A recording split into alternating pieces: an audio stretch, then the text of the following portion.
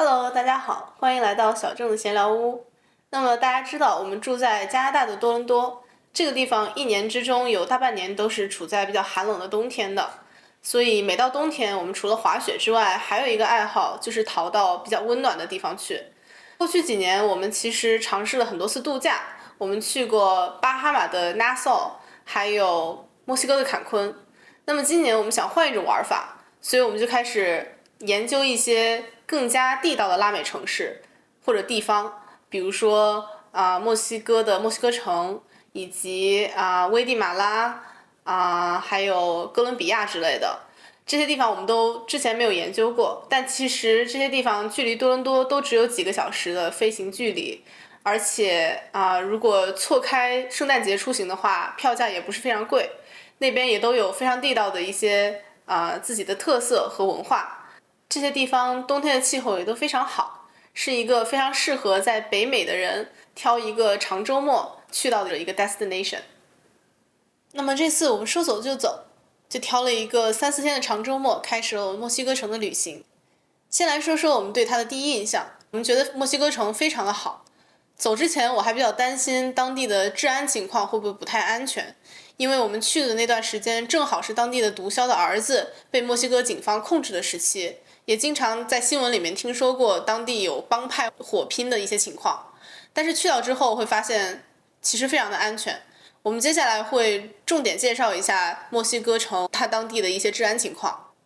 那么接下来我会为大家从治安情况、交通、餐馆以及金字塔语言交流这几个方面来介绍一下墨西哥城3天的一个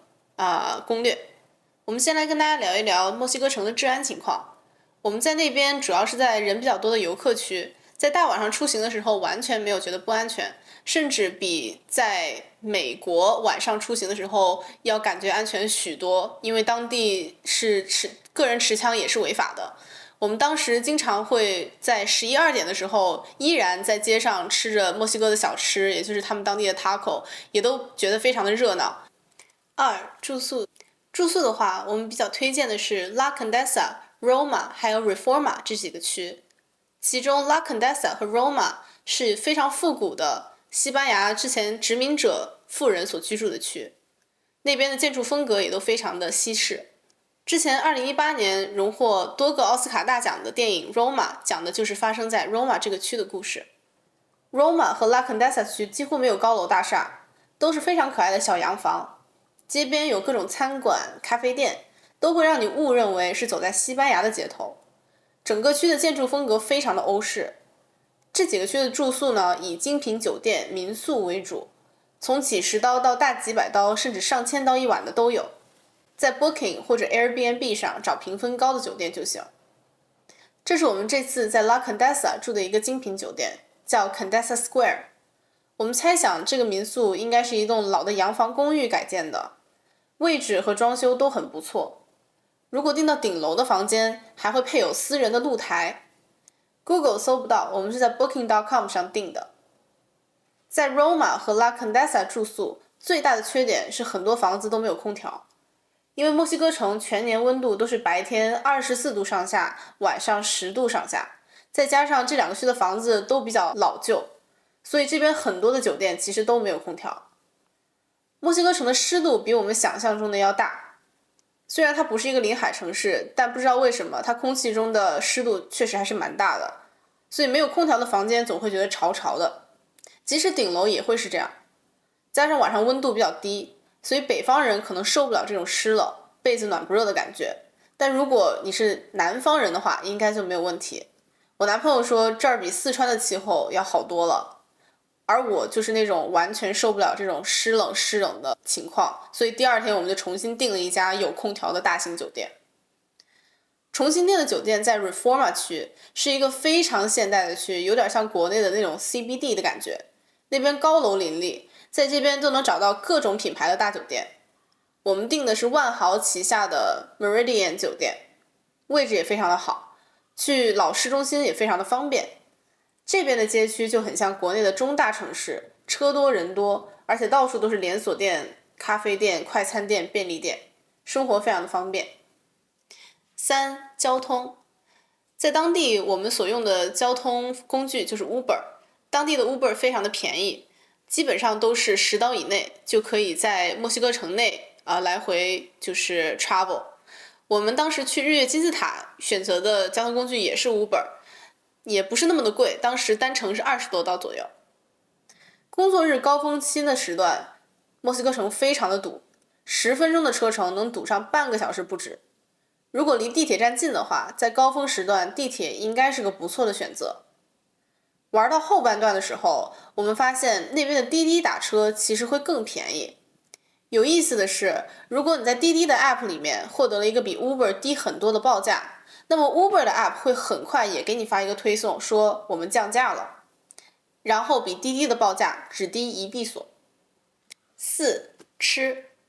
墨西哥城绝对是 taco 爱好者的天堂，从传统的墨西哥烤肉 taco 到海鲜 taco， 再到重口味的内脏 taco， 不管你喜欢哪一种，总是有一种是你的最爱。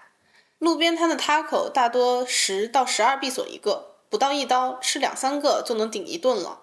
我们当时吃了2家内脏 taco， 一个是打卡网红店，就是24小时营业的 Los Cocuyos， 大晚上去吃，店里都坐满了人。我和我男朋友都是内脏爱好者，所以对这家每一个 taco 都很爱。但我们觉得这家最好吃的其实是烤肉 taco Pastor， 用 shawarma 的方式烤的猪肉，焦香入味，再在上面放一片烤过的菠萝，味道真的是完美。另一家内脏 taco 是我们在酒店附近吃的早餐，叫 El Progreso。 说实话，我更推荐吃他们家的内脏 taco， 倒不是因为肉更好吃，而是因为他们家的秘制辣酱更加好吃。接下来我们要推荐的是超火爆的海鲜餐厅 Contramar 的姐妹店 Entremar。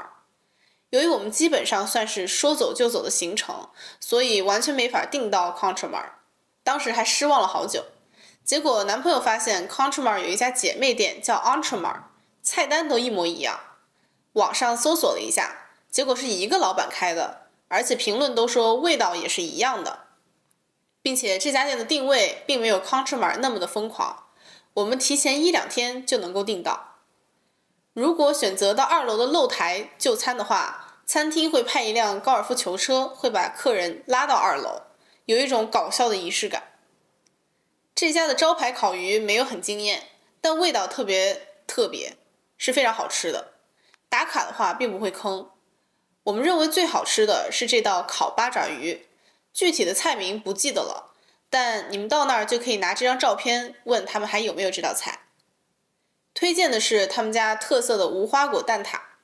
无花果非常的新鲜，而且很清甜，并不是那种罐头水果的齁甜。最后我们推荐一家西班牙餐厅，叫 El Tapio Condesa， 主要是吃海鲜饭和 tapas。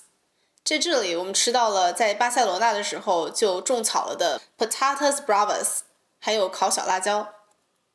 不太推荐他们家的传统海鲜饭，当时的盐放的实在有点太多了，但是墨鱼汁海鲜饭很香。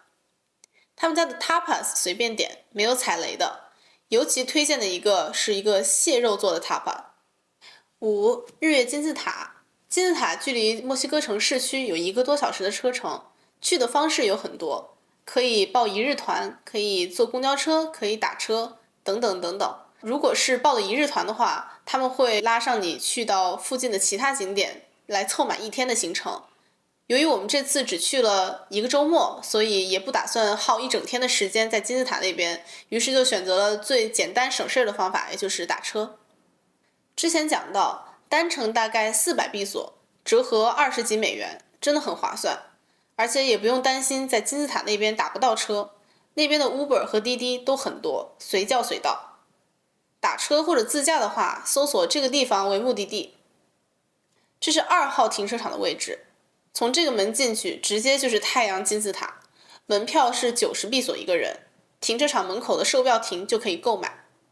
当时我们刚从埃及回来，看到日月金字塔没有特别的震撼，但仔细看这边塔的工艺又跟埃及金字塔完全的不一样。埃及那边都是巨型的石砖，你会觉得它那么大那么稳是合理的，而墨西哥城的日月金字塔则是用非常小的砖和形状甚至不规则的石头一个一个堆成的。这样的小石头居然都能堆成这么大，而且历经2000年仍然这么稳固的一个金字塔，反而让我们觉得很不可思议。无论在开罗、雅典、西安还是墨西哥城，能如此近距离接触到几千年前留下的奇迹般的建筑，心里面总是会充满无比的激动和感动。我们打车去金字塔的路上，还会路过墨西哥城的贫民窟，高速公路上面看过去，绵延至少10几公里，非常的震撼。第6，语言交流。在墨西哥城玩就和在坎昆玩完全不一样，因为坎昆的英语普及度是比较高的，而在墨西哥城所有的店家都不会说英文，而我们对西语的了解也非常的少，除了你好以及1、2、3以外，我们什么都不会说。但是语言的这个障碍并没有成为我们一个